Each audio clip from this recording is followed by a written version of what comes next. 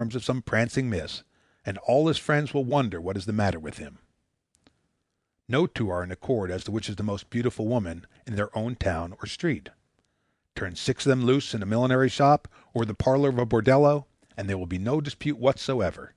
Each will offer the crown of love and beauty to a different girl. And what aesthetic deafness, dumbness, and blindness thus open the way for, vanity instantly reinforces. That is to say, once a normal man has succumbed to the meretricious charms of a definite fair one, or more accurately, once a definite fair one has marked him out and grabbed him by the nose, he defends his choice with all the heat and steadfastness appertaining to the defense of a point of the deepest honor. To tell a man flatly that his wife is not beautiful, or even that a stenographer or manicurist is not beautiful, is so harsh and intolerable an insult to his taste that even an enemy seldom ventures upon it. One would offend him far less by arguing that his wife is an idiot. One would, relatively speaking, almost caress him by spitting into his eye. The ego of the male is simply unable to stomach such an affront. It is a weapon as discreditable as the poison of the Borgias. Thus, on humane grounds, a conspiracy of silence surrounds the delusion of female beauty, and so its victim is permitted to get quite as much delight out of it as if it were sound. The baits he swallows are not edible and nourishing baits, but simply bright and gaudy ones.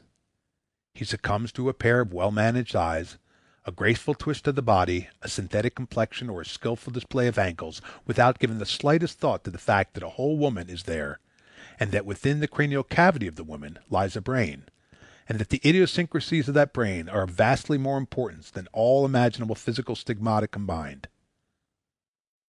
Those idiosyncrasies may make for inamicable relations in the complex and difficult bondage called marriage.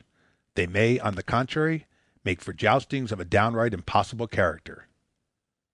But not many men, lost in the emotional maze preceding, are capable of any very clear examination of such facts.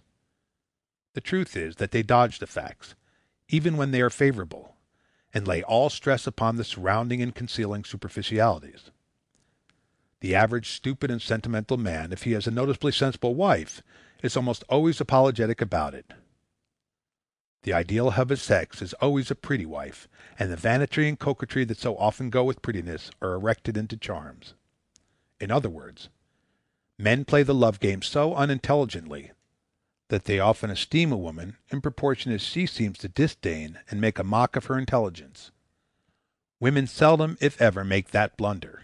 What they commonly value in a man is not mere showiness, whether physical or spiritual, but that compound of small capacities which makes up masculine efficiency and passes for masculine intelligence. This intelligence, at its highest, has a human value substantially equal to that of their own. In a man's world, it at least gets its definitive rewards. It guarantees security, position, a livelihood. It is a commodity that is merchantable.